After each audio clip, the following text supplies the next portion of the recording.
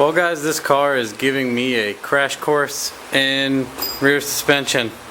I have not had to worry about it until now, since we primarily do Fox bodies or trucks and stuff that are mostly stock, and when we try to deviate it makes them worse. But I folded up the rear in this thing. It had a retarded case of wheel hop a couple times, which I thought I sorted out, and I got some shit 17s I think I showed, and I tried to do a burnout with it at my buddy's, and I wheel hopped, and I was like, fuck it, I'm gonna stay in it and see if I can ruin something, and then maybe that'll point me to what's going wrong, or at least frustrate me to the point of fixing it. And you can see this thing is tweaked up pretty bad. It basically just hammered the, if I back away from it you can see how much it's bent even more in one direction. And then here is the straight shot where it's bowed in. But other than that, everything else seems to be okay.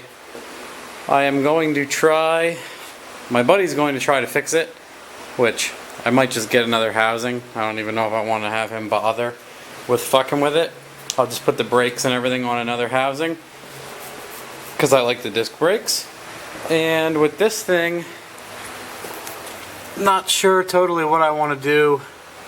I think a bunch of people said these need to be boxed. They're too sloppy. I also am going to see if I can get polyurethane bushings. My goddamn motion lights are turning off. Apologize.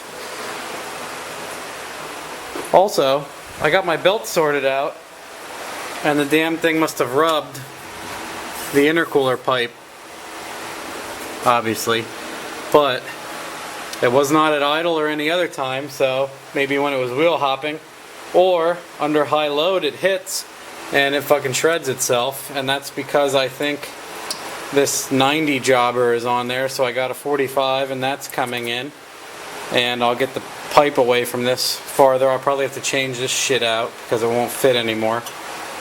And it wheel hopped so bad it broke all the zip ties in the rad holding the fan in, so I put new zip ties in there. That's just goes to show you how bad it was fucking hopping around.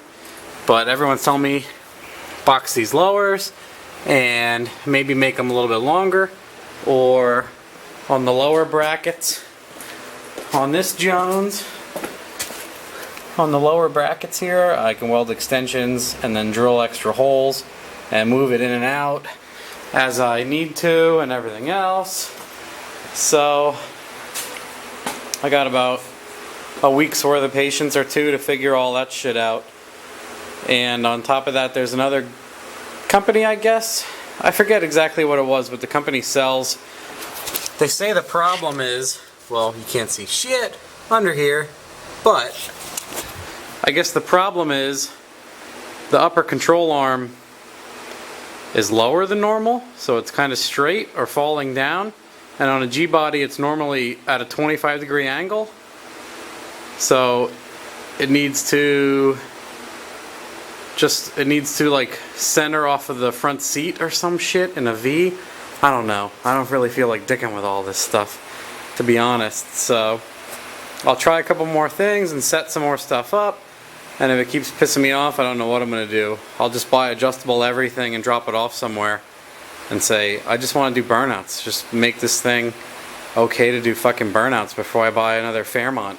Since all I have to do is put the rear in a Fairmont. Most of the time, unless I get lucky enough to get a V8 Fairmont, but I could put that rear in a Fairmont and everything would be hunky-dory. So, that's a quick update for now. I waffled up this fucking 8.8. Everything else is running pretty much fine. Other than, I had an interesting thing happen. I've never had this happen with a stock computer car. I started this thing extremely cold and threw it into drive like the minute I hit the starter and started driving it. And about halfway through my trip, it like got its own high idle. Fucking weird. It was idling like 2200. And when I shut it off and started it again, it did the same shit. And I did an idle air control relearn, which is where you plug everything in, you key on, you key off, you unplug your idle air and TPS, and turn it back on, and then it thinks to itself, oh shit, where did this stuff go? So when you plug it back in, it resets it for whatever reason it was opening the fuck out of the idle air control. I thought I had a huge vacuum leak somewhere on top of the other woes with the belt and the rear and everything else. But I did a relearn on it, which is, you know, unplugging and replugging that shit back in, and then it was happy. So it starts and idles fine at a nice low idle again. That's the short of that.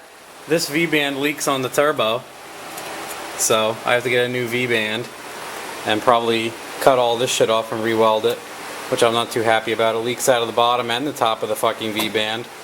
So I'm not sure if these are two different sizes, because this is my old V-band, or I don't know. Whatever. I'll get a new V-band and weld in thing and fix that too while I'm on top of it. But hopefully everything else gets sorted out and I can get these control arms and everything fixed and in the right positions and not wheel hopping like a son of a bitch and bouncing the ass of the car and the front end of the car like a retard. That's it.